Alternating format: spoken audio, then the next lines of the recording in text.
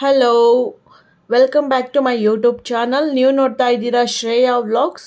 ಇವತ್ತಿನ ವ್ಲಾಗಲ್ಲಿ ನಾನು ಸ್ಟ್ರಾಬೆರಿಯಿಂದ ಒಂದು ರೆಸಿಪಿ ಮಾಡಿದ್ದೀನಿ, ಅದನ್ನು ತೋರಿಸ್ತೀನಿ. ವ್ಲಾಗ್ ನೋಡ್ತಾ ಇರಿ ಕೊನೆವರೆಗೂ. ಸೊ ಬೆಳಗ್ಗೆ ಬ್ರೇಕ್ಫಾಸ್ಟಿಗೆ ಪಡ್ಡು ಮಾಡೋಣ ಅಂತ ಸ್ಟಾರ್ಟ್ ಮಾಡಿದ್ದೆ. ಸೊ ಪಡ್ಡುಗೆ ಎಲ್ಲ ಹಿಟ್ಟೆಲ್ಲ ರೆಡಿ ಇತ್ತು, ನೆನೆಸಿ ಎಲ್ಲ ರುಬ್ಬಿ ಎಲ್ಲ ಇಟ್ಕೊಂಡಿದ್ದಾಗಿತ್ತು ಮೊದಲೇ. ಸೊ ಅದಕ್ಕೆ ಸಬ್ಸಿಗೆ ಸೊಪ್ಪು, ಈರುಳ್ಳಿ, ಮೆಣಸಿನ್ಕಾಯಿ ಎಲ್ಲ ಹಾಕ್ತಾರಲ್ಲ ಪಡ್ಡುಗೆ, ಸೊ ಅದನ್ನು ಮಾಡ್ಕೊತಾ ಇದೆ. ಸೊ ಸದ್ಯಕ್ಕೆ ಸಬ್ಸಿಗೆ ಸೊಪ್ಪು ಸಿಗಲಿಲ್ಲ ಗೈಸ್, ಖಾಲಿ ಆಗಿಬಿಟ್ಟಿತ್ತು, ಎಲ್ಲ ಕಡೆ ನೋಡಿದ್ವಿ. ಸೊ ಹಾಗಾಗಿ ಅದಿಲ್ದಲೇ ಮಾಡಬೇಕಾಗಿ ಬಂತು. ಬಟ್ ಪರವಾಗಿಲ್ಲ, ಅದಿದ್ದರೆ ಇನ್ನೂ ಚೆನ್ನಾಗಿ ಏನೋ ಅದು ಫ್ಲೇವರಿಂದ ತುಂಬ ಚೆನ್ನಾಗಿ ರುಚಿ ಬರುತ್ತೆ. But that's okay. ಬಟ್ ಇದು ಕೂಡ ಮೆಣಸಿನ್ಕಾಯಿ, ಈರುಳ್ಳಿ ಎಲ್ಲ ಹುರಿದಿರ್ತೀವಲ್ಲ ಆಯಿಲಲ್ಲಿ, ಸೊ ಇದು ಕೂಡ ಇನ್ನೂ ಚೆನ್ನಾಗಿ ಬಂದಿರುತ್ತೆ. ಸೊ ಇದನ್ನೆಲ್ಲ ನೀಟಾಗಿ ಸ್ವಲ್ಪ ಹೊತ್ತು ಫ್ರೈ ಮಾಡಿಕೊಂಡೆ.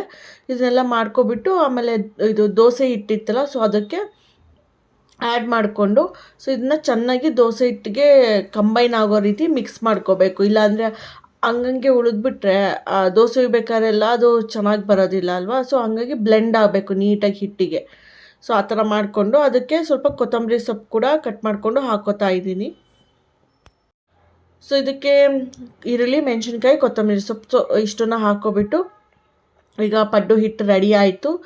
ಈಗ ರೆಡಿ ಆದಮೇಲೆ ಇವಾಗ ಪಡ್ಡು ಮಾಡ್ಕೊಳ್ಳೋಣ. ಸೊ ಪಡ್ಡುಗೆ ಪಡ್ಡುದು ಪ್ಯಾನ್ ಬೇಕಲ್ಲ, ಸೊ ಪ್ಯಾನ್ ಇದೆ. ಸೊ ಆ ಪ್ಯಾನಿಗೆ ಪಡ್ಡುನೆಲ್ಲ ಹಾಕ್ಕೊಂಡು, ಸೊ ನೋಡಿ ಇವಾಗ ಬೇಯ್ತಾ ಇದೆ.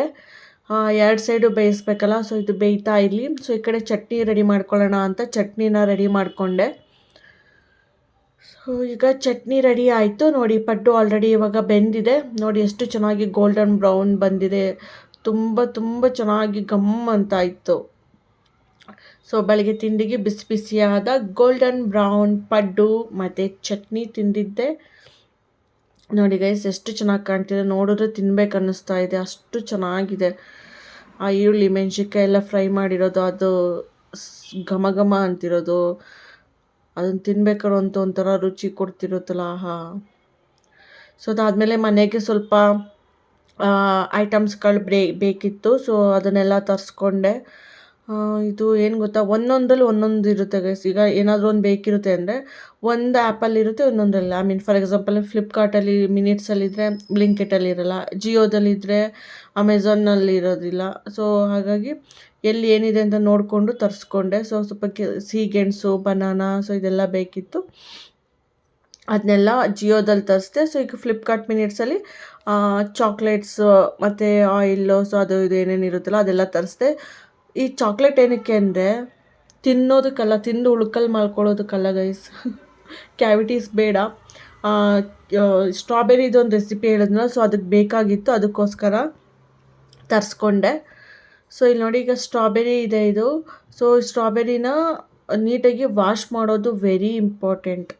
ಯೂಸ್ ಮಾಡೋದಕ್ಕೆ ಮುಂಚೆ ಸುಮ್ಮನೆ ನೀರಲ್ಲಿ ತೊಳೆಯೋದಲ್ಲ, ತುಂಬ ಚೆನ್ನಾಗಿ ಇದನ್ನು ವಾಶ್ ಮಾಡ್ಕೋಬೇಕು. ಇಲ್ಲ ಅಂದರೆ it is very difficult for health, very bad for health ಆಗುತ್ತೆ. ಅಂದರೆ ಸುಮ್ಮನೆ ಗಲೀಜು ತಿಂತೀವಿ ಅಂತ ಅಂದೆ ಅಷ್ಟೇ, ಆಮೇಲೆ ಏನೋ ಆಗಿಬಿಡುತ್ತೆ ಅಂದ್ಕೊಬೇಡಿ. ಸೊ ಅದಕ್ಕೆ ಉಪ್ಪು ಸೋಡಾ ಹಾಕ್ಬಿಟ್ಟು ಸ್ವಲ್ಪ ಹೊತ್ತು ನೆನೆಸಿಟ್ಟಿದ್ದೆ ನೀರಲ್ಲಿ. ಆಮೇಲೆ ಅದನ್ನು ನೀಟಾಗಿ 2-3 ಸತಿ ವಾಶ್ ಮಾಡಿಬಿಟ್ಟು ಇವಾಗ ಕಟ್ ಮಾಡಿ ಇಟ್ಕೊಂಡಿದ್ದೀನಿ. ಒಂಥರ ಟೊಮೆಟೊ ಥರ ಕಾಣ್ತಿದೆ ಅಲ್ಲ ಗೈಸ್, ಬಟ್ ಇದು ಸ್ಟ್ರಾಬೆರಿ. ಸೊ ಅದಕ್ಕೆ ಇವಾಗ ಗ್ರೀಕ್ ಯೋಗರ್ಟ್ ಬೇಕಿತ್ತು. ಸೊ ಗ್ರೀಕ್ ಯೋಗರ್ಟ್ನ ಸ್ಟ್ರಾಬೆರಿ ಕಟ್ ಮಾಡಿ ಇಟ್ಟಿದ್ದೆನಲ್ಲ ಅದಕ್ಕೆ ಸ್ವಲ್ಪ ಹಾಕ್ಕೊಂಡು ಚೆನ್ನಾಗಿ ಮಿಕ್ಸ್ ಮಾಡ್ಕೋಬೇಕು. ನೋಡಿ ಇಲ್ಲಿ ಗ್ರೀಕ್ ಯೋಗರ್ಟ್ನ ಸ್ವಲ್ಪನೇ ತೊಗೊಂಡು ಎಷ್ಟು ಬೇಕಷ್ಟನ್ನು ಹಾಕ್ಕೊಂಡು ಮಿಕ್ಸ್ ಮಾಡ್ಕೋತಾ ಇದ್ದೀನಿ. ಫುಲ್ ಹಾಕ್ಕೊಳ್ಳಿಲ್ಲ ನಾನು, ಸ್ವಲ್ಪನೇ ಸಾಕು ಅನ್ನಿಸ್ತು. ಸೊ ಅದನ್ನು ಮಿಕ್ಸ್ ಮಾಡಿಕೊಂಡೆ. ಇದು ಕೂಡ ಚೆನ್ನಾಗಿ ಕಲಿಸ್ಕೋಬೇಕು ಅದರೊಳಗಡೆ. ಸ್ಟ್ರಾಬೆರಿಗೆಲ್ಲ ಇದು ಗ್ರೀಕ್ ಯೋಗರ್ಟ್ ಹಿಡಿಬೇಕು, ಯಾಕೆ ಗೊತ್ತಾ. ಸೊ ಈ ಥರ ಪ್ಲೇಟ್ ಮೇಲೆ ಹಾಕ್ಕೋಬೇಕು ನಾನು ಅದನ್ನು, ಸೊ ಸ್ವಲ್ಪನೇ. ಸೊ ಅದಕ್ಕೋಸ್ಕರ ಈ ಕನ್ಸಿಸ್ಟೆನ್ಸಿಗೆ ಮಾಡಿಕೊಂಡೆ. ಇದನ್ನೆಲ್ಲ ಸ್ವಲ್ಪನೇ ಈ ಥರ ಹಾಕ್ಕೊಂಡು ಪ್ಲೇಟಿಗೆ ಇದನ್ನು ಸ್ವಲ್ಪ ಗಟ್ಟಿಯಾಗೋವರೆಗೂ ಫ್ರೀಝರಲ್ಲಿ ಇಡಬೇಕು, ಫ್ರಿಜ್ಜಲ್ಲಿ, ಓಕೆನಾ. ಸೊ ಅದರಲ್ಲಿ ಇಟ್ಟಿದ್ದೆ, ಯಾಕಂದರೆ ಸ್ವಲ್ಪ ಎಲ್ಲ ಬೈಂಡಿಂಗ್ ಆಗುತ್ತೆ ಗೈಸ್ ಚೆನ್ನಾಗಿ. ಸೊ ಅದು ಬಿಟ್ಕೊಳ್ಳಲ್ಲ. ಸೊ ಹಂಗಾಗಿ ಫ್ರಿಜ್ಜಲ್ಲಿ ಇಡಬೇಕು. ಸೊ ಇವಾಗ ಫ್ರಿಜ್ಜಲ್ಲಿ ಇಟ್ಟಿದ್ದೀನಿ. ಇದನ್ನು ಸ್ವಲ್ಪ ಹೊತ್ತು ಆಗಲಿ, ಇದು ಗಟ್ಟಿ ಆಗಲಿ. ಗಟ್ಟಿ ಆದಮೇಲೆ ನೆಕ್ಸ್ಟ್ ಏನು ಮಾಡಬೇಕಂದ್ರೆ ಈಗ ಚಾಕ್ಲೇಟ್ಸ್ ಎಲ್ಲ ತರಿಸಿದ್ನಲ್ಲ, ಸೊ ಆ ಚಾಕ್ಲೇಟ್ಸ್ನ ಇವಾಗ ನಾವು ಮೆಲ್ಟ್ ಮಾಡ್ಕೋಬೇಕಾಗುತ್ತೆ.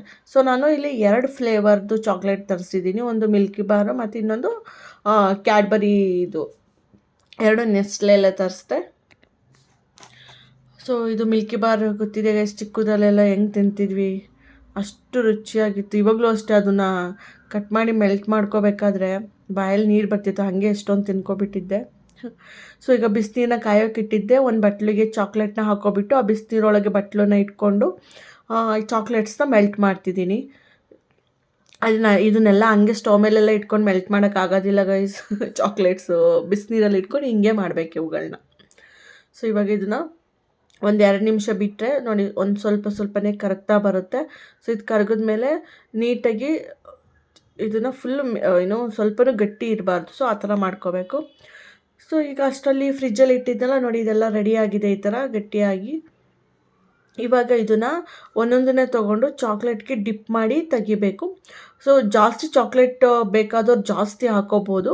ನನಗೆ ಅಷ್ಟೊಂದೇನು ಬೇಕಿಲ್ಲ, ಹಂಗಾಗಿ ಸ್ವಲ್ಪನೇ ಹಾಕ್ಕೊಂಡೆ. ಡಿಪ್ ಮಾಡಿ ಇನ್ನೂ ಜಾಸ್ತಿ ಹಾಕ್ಕೊಂಡ್ರೆ ಇನ್ನೂ ಚೆನ್ನಾಗಿ ಬರುತ್ತೆ. ಇಷ್ಟ ಇರೋರು ಚಾಕ್ಲೇಟ್ ಜಾಸ್ತಿ ಆ ಥರ ಮಾಡ್ಕೊಳ್ಳಿ, ಚೆನ್ನಾಗಿ ಬರುತ್ತೆ. ಸೊ ಇದನ್ನು ಹಾಕ್ಕೊಂಡು ಸ್ವಲ್ಪ ಮಾಡಿಟ್ಕೊಂಡೆ ಮಿಲ್ಕಿ ಬಾರ್ ಚಾಕ್ಲೇಟ್ಗೆ ಡಿಪ್ ಮಾಡಿಬಿಟ್ಟು. ಇನ್ನು ಮಿಕ್ಕಿದ್ದಕ್ಕೆಲ್ಲ ಈ ಇನ್ನೊಂದು ಕ್ಯಾಡ್ಬರಿ ಇತ್ತಲ್ಲ, ಸೊ ಅದಕ್ಕೆ ಡಿಪ್ ಮಾಡೋಣ ಅಂದ್ಬಿಟ್ಟು ಅದನ್ನು ಮೆಲ್ಟ್ ಮಾಡ್ಕೊತಾ ಇದ್ದೀನಿ ಇಲ್ಲಿ.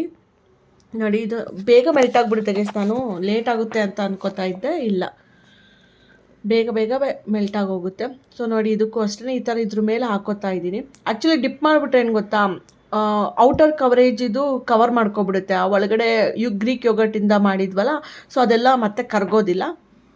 ಸೊ ಹಾಗಾಗಿ ನಾನು ಜಾಸ್ತಿ ಚಾಕ್ಲೇಟ್ ಹಾಕ್ಕೊಂಡು ಡಿಪ್ ಮಾಡಿದ್ರೆ ಇನ್ನೂ ಒಳ್ಳೆಯದೇ. ನಾನು ಇದನ್ನು ಈ ಥರ ಮಾಡಿಕೊಂಡು ಒಂದು ಸ್ವಲ್ಪ ಹೊತ್ತು ಫ್ರಿಜ್ಜಲ್ಲಿ ಇಡ್ತೀನಿ. ಯಾಕಂದರೆ ನಾನು ಫುಲ್ ಚಾಕ್ಲೇಟ್ ಒಳಗೆ ಇದನ್ನು ಎಜ್ಜಿ ತೆಗ್ದಿಲ್ವಲ್ಲ, ಹಾಗಾಗಿ ಈ ಥರ ಹಾಕ್ಕೊಂಡು ಸ್ವಲ್ಪ ಹೊತ್ತು ಇದನ್ನು ಫ್ರಿಜ್ಜಲ್ಲಿ ಇಟ್ಟು ತೆಗೆದ್ರೆ ಫುಲ್ ಕರ್ಗೋಗಿರಲ್ಲ. ಸೊ ನೀಟಾಗೆಲ್ಲ ಅದಕ್ಕೆ ಸೆಟ್ ಆಗಿರುತ್ತೆ. ಚಾಕ್ಲೇಟ್ಗೆ ಸ್ಟ್ರಾಬೆರಿ ಆಗಲಿ ಗ್ರೀಕ್ ಯೋಗರ್ಟ್ ಆಗಲಿ ಎಲ್ಲ ಸೆಟ್ ಆಗಿರುತ್ತೆ. ಸೊ ಇದನ್ನೆಲ್ಲ ನೋಡಿ ಚಾಕ್ಲೇಟ್ನೆಲ್ಲ ನೀಟಾಗಿ ಎಷ್ಟೆಷ್ಟು ಬೇಕು ಅಷ್ಟನ್ನೆಲ್ಲ ಎಲ್ಲದಕ್ಕೂ ಹಾಕ್ಕೊಂಡೆ. ಸೊ ಇವಾಗ ಹಾಕ್ಕೊಂಡ್ಮೇಲೆ ಆವಾಗಲೇ ಹೇಳಿದ್ನಲ್ಲ ಹಂಗೆ ಇದನ್ನು ಈಗ ಫ್ರೀಝರ್ಗೆ ಇಡ್ತೀನಿ, ಯಾಕಂದರೆ ಬೇಗ ಆಗೋಗುತ್ತಲ್ಲ. ಸೊ ಇವಾಗ ಮೊದಲಿನಷ್ಟು ಜಾಸ್ತಿ ಹೊತ್ತು ಇಡೋದು ಬೇಡ, ಒಂದು 2 ನಿಮಿಷ ಅಥವಾ 1 ನಿಮಿಷ ಇಟ್ಟರೆ ಸಾಕು. ನೋಡಿ ಈ ಥರ ಇದೆ.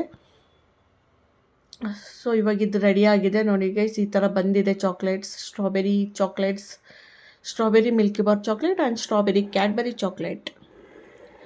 ಸೊ ಇದು ಚೆನ್ನಾಗಿ ಬಂದಿತ್ತು ನೋಡಿ, ಈ ಥರ ಇದೆ. ಸೊ ಮಕ್ಕಳು ಎಲ್ಲ ಇದ್ದಾಗ ಈ ಥರ ಮಾಡಿಕೊಟ್ಬಿಟ್ರೆ ಸ್ಟ್ರಾಬೆರಿ ಬೇಡ, ಅದು ಬೇಡ, ಇದು ಬೇಡ ಅಂತಿದ್ರೆ ಈ ಥರ ಮಾಡಿಕೊಟ್ರೆ ಚೆನ್ನಾಗಿ ತಿಂತಾರೆ. ಸೊ ಗ್ರೀಕ್ ಯೋಗರ್ಟ್ ಕೂಡ ಒಳ್ಳೆ ಪ್ರೋಟೀನ್ ಇರುತ್ತೆ, good for health also. But sweet ಎಲ್ಲ ಯಾವುದು ಜಾಸ್ತಿ ಆಗಬಾರ್ದು. ಚೆನ್ನಾಗಿ ಬಂದಿತ್ತು, ಮಾಡ್ಕೊಂಡಿದ್ದೆ. 2 ಫ್ಲೇವರ್ ಇತ್ತಲ್ಲ, ಬೋರ್ ಆಗೋದಿಲ್ಲ. ಇದು ಸಾಕು ಅನ್ಸ್ದಾಗ ಅದು ತಿನ್ಬೋದು, ಅದು ಸಾಕು ಅನ್ಸ್ದಾಗ ಇದು ತಿನ್ಬೋದು. ಸೊ ನೆಕ್ಸ್ಟು ಮಧ್ಯಾಹ್ನಕ್ಕೆ ಬೇಕಲ್ಲ ಊಟ, ಚಾಕ್ಲೇಟ್ ತಿಂದ್ಕೊಂಡು ಇರೋಕ್ಕಾಗಲ್ವಲ್ಲ ಗೈಸ್. ಅದಕ್ಕೋಸ್ಕರ ಮಧ್ಯಾಹ್ನಕ್ಕೆ ಸೊ ಈ ಮಸಾಲೆ ನೋಡ್ತಿದ್ರೆ ನಿಮ್ಗೆ ಗೊತ್ತಾಗಿರ್ಬೋದು ಆಲ್ರೆಡಿ ನಾನ್ ವೆಜ್ಜೇ ಇರುತ್ತೆ ಅಂತ. ಎಸ್, ನಾನ್ ವೆಜ್ಜೇ. ಸೊ ಚಿಕನ್ ಗ್ರೀನ್ ಫ್ರೈ ಮಾಡ್ಕೊಳ್ಳೋದಕ್ಕೆ ಅಂತ, ಸೊ ಈ ಚಿಕನ್ನ ಆಯಿಲಲ್ಲಿ ಸ್ವಲ್ಪ ಫ್ರೈ ಮಾಡ್ಕೊಳ್ಳೋಕ್ಕೆ ಅಂತ ಕುಕ್ಕರಿಗೆ ಹಾಕ್ಕೊಂಡು ಆ ಕಡೆ ಮಸಾಲೆ ಎಲ್ಲ ರೆಡಿ ಮಾಡ್ಕೊಂಡಿದ್ದೀನಿ. ಇದು ಫ್ರೈ ಆಗಲಿ, ಕುಕ್ಕರಲ್ಲಿ ಚಿಕನ್ ಎಲ್ಲ ನೀಟಾಗಿ ಫ್ರೈ ಆಗಲಿ. ಇದು ಫ್ರೈ ಆದಮೇಲೆ